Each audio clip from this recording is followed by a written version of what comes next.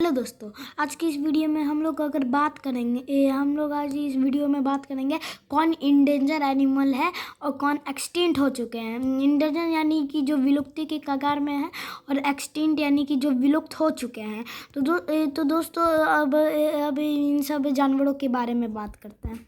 सबसे पहले बात करते हैं इंडेंजर एनिमल के बारे में। दोस्तों हम लोगों को पता है सबसे इंडेंजर एनिमल में सबसे पहले नाम टाइगर का आता है। तो दोस्तों हम लोग जानते हैं टाइगर का संख्या 1000 से भी कम है, और लेकिन टाइगर को खूंखार जानवर भी माना जाता है। ये ज़्यादातर गौर वो सब बाइसन वो सब का डियर ये सब अकेले शिकार करते हैं।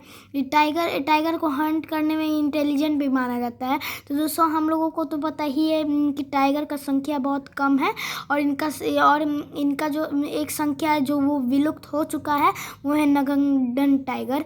तो दोस्तों नागार्जुन टाइगर पहले ज़माने का सबसे खूंखार टाइगर हुआ करता था, लेकिन अब विलुप्त हो चुके हैं वो। लेकिन ये बंगाल टाइगर सबसे इंडेंजर में है, सुमात्रा टाइगर, और 3 टाइगर के ऐसे प्रजाति हैं जो कि विलुप्त हो चुके हैं। तो दोस्तों अब टाइगर के बारे में जान लिए कि ये विलुप्ति के कगार में है। अब जानते हैं दूसरे जानवर के बारे में। दोस्तों अब एलिफेंट यानी जो हाथी को तो हम लोग तो देखे ही होंगे। हाथी तो सबको पता है कि ये विलुप्ति के कगार में है। तो दोस्तों हाथी का तो संख्या 1000 जैसे कि टाइगर का है, वैसे 1000 से भी हाथी का भी कम है। और इनका जो हाथी का शिकार किया जाता है वो इनके टस्क के कारण किया जाता है, क्योंकि इनका टस्क यानी कि जो दांत उनका बगल में रहता है हाथी का, उसी की वजह से शिकार किया जाता है। तो हाथी का शिकार किया जाता है। और ब्लैक मार्केट में से बहुत रुपया में माना जाता है, बहुत खर्च होता है। ये हाथी के दांत से सब मूर्ति बनाते हैं हाथी के दांत से। उसे ब्लैक मार्केट में कीमत 1 करोड़ है, जो कि महंगा है बहुत। और हाथी तो जानते ही होंगे वो सबसे इंटेलिजेंट जानवर है। और हाथी इतना बड़ा है कि शेर भी देख के उसे भाग जाता है, लेकिन शेर भी उन सब का शिकार करने से पीछे नहीं हटता। तो दोस्तों हाथी के बारे में बात करते हैं। दोस्तों जानते ही हाथी का जो मोटा जो खाल रहता है और स्किन जो रहता है कितना मोटा होता है। तो दोस्तों आप समझ सकते हैं कि हाथी का कितना मोटा खाल है, और आप समझ भी ये गए होंगे कि हाथी भी विलुप्त होने के कगार में है। तो हम हाथी के बारे में जान लिया, अब दूसरे जानवर के बारे में जानते हैं। राइनो। दोस्तों राइनो यानी कि गेंडा। आप तो समझ सकते हैं कि गेंडा तो सबको पता है कि वो विलुप्त होने के कगार में है, क्योंकि गेंडा का भी हाथी जैसा बहुत मोटा खाल होता है। और आप समझ सकते हैं कि इनका क्यों शिकार किया जाता है। और वैसे तो मैं एक बात बता दूं, गेंडे बस 22,000 ही बचे हुए हैं 22,000 ही दुनिया में बचे हुए हैं, और इनका शिकार इनके हॉर्न यानी सींग से किया जाता है। तो दोस्तों हम लोगों को तो पता ही है गेंडे के जो बाल हो वो जो उसका वो सींग है वो अपने नेल और ये बालों से बना रहता है, बालों के गुच्छे से। लेकिन वाइट राइनो का संख्या बहुत ज़्यादा कम है, जो कि दो ही वाइट राइनो अपने दुनिया में बचे हुए हैं। तो दोस्तों आप जानते हैं राइनो बहुत रेयर केस में दिखाई देते हैं। दोस्तों आप समझ गए होंगे कि राइनो भी विलुप्त होने के कगार में है। अब जानते हैं दूसरे एनिमल के बारे में। दोस्तों अब बात करते हैं चीते के बारे में। चीता यानी कि चीता को हम लोग तो जानते हैं चीता दुनिया का सबसे तेज़ दौड़ने वाला जानवर है।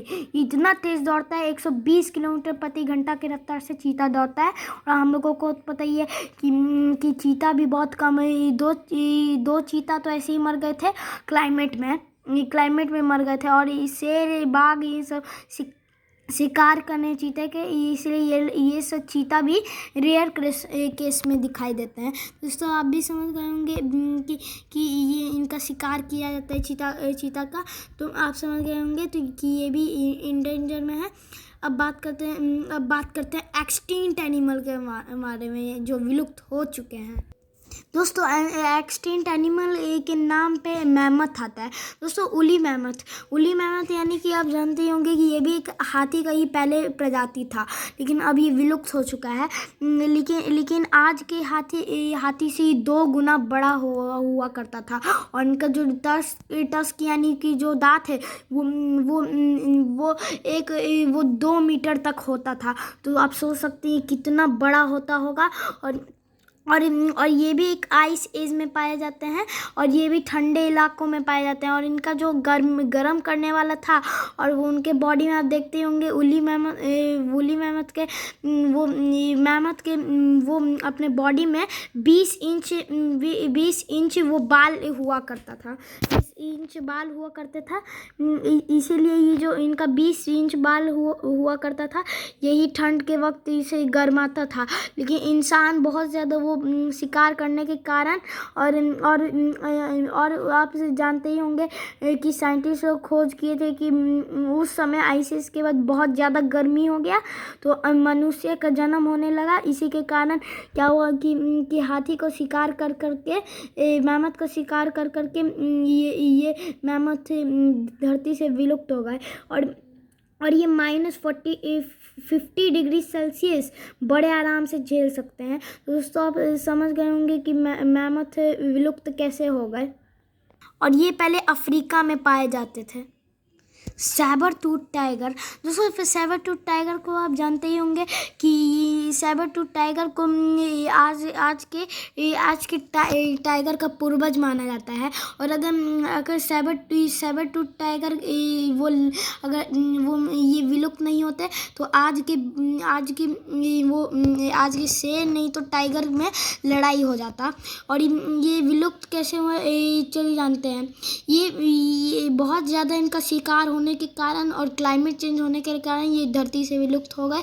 और इनका जो शिकार किया जाता था, उनके नुकीले दांत, बहुत नुकीला दांत उनका, ये आप देखते ही होंगे कि 8 इंच इनका नुकीला दांत किसी भी जानवर के मांस को फाड़ने के लिए काफ़ी था। उनके दो जो दांत थे वो खंजर जैसा बहुत नुकीला रहते थे, जो कि किसी को भी मार देने के लिए काबिलियत रखे थे। तो आप समझ गए होंगे सैबर टूथ टाइगर क्यों विलुप्त हो गए। बारबरी लायन, दोस्तों बारबरी लायन यानी कि जो बब्बर शेर, बारबरी लायन यानी कि जो बब्बर जो शेर रहता था, ये भी एक शेर ही की तरह रहते थे। और आज के साइबेरियन टाइगर के जितना ही इनका लंबाई होता था। और इनका विलुप्त होने के कारण इनको विलुप्त हुए ज़्यादा साल नहीं हुआ है, ये 60 साल में विलुप्त हो गए थे। और इंसान का बहुत ज़्यादा वो शिकार होने के कारण ये पूरी धरती से विलुप्त हो गए। आप भी समझ सकते हैं कि ये कैसे विलुप्त हो गए बारबरी लायन।